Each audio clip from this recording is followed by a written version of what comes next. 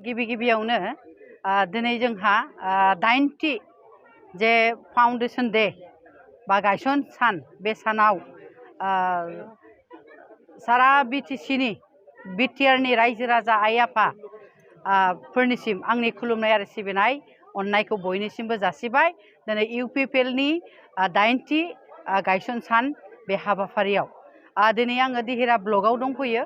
बे दिहिरा ब्लकआव फैनानै आं दिनै जोबोद गोजोननाय मोनदों जे आं दिनै चिफ गेस्ट जानो बेयाव आंखौ चिफ गेस्ट हिसाबै लादों बिथांमोना। बे चिफ गेस्ट जानायाव आं खाफाल गोनां होननानै बुंनांगोन।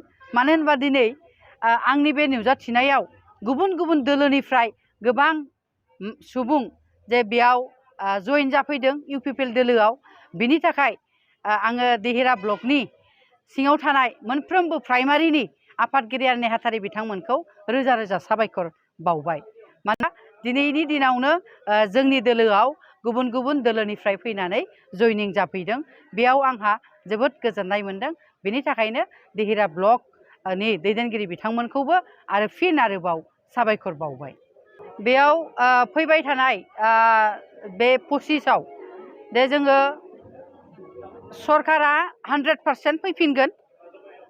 बे 100% जोंनि सरकारानो फैगोन। बेयाव खुनु गोनो गोथो जानांगौ गैया।